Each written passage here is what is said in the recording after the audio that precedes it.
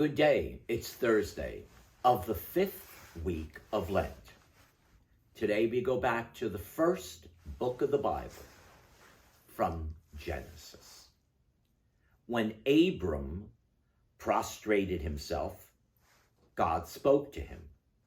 My covenant with you is this: you are to become the father of a host of nations. No longer shall you be called Abram, your name shall be Abraham, for I am making you the father of a host of nations. I will render you exceedingly fertile. I will make nations of you. Kings will stem from you. I will maintain my covenant with you and your descendants after you throughout the ages as an everlasting pact, to be your God and the God of your descendants after you. I will give it to you and to your descendants after you, the land in which you are now standing, the whole land of Canaan, as a permanent possession, and I will be their God. God also said to Abraham, on your part, you and your descendants after you must keep my covenant throughout the ages.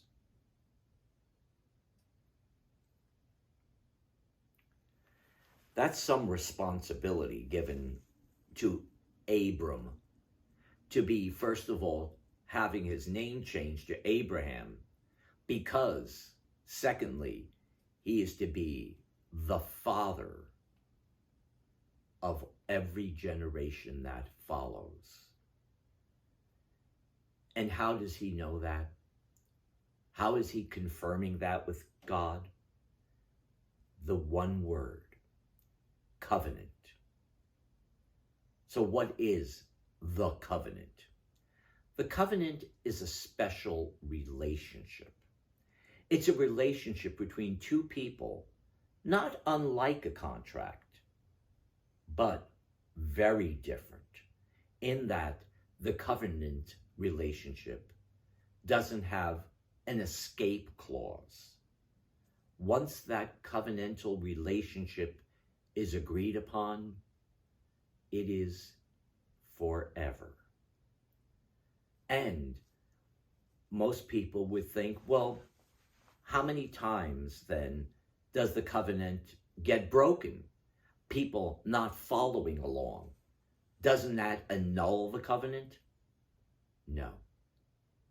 Because a covenantal relationship believes that every time we fall, every time we falter, every time we forget, we are offered the opportunity to say we're sorry and begin again, to start that covenantal relationship again. It doesn't mean we go back to the beginning. It means we take up from where we left off and build upon it.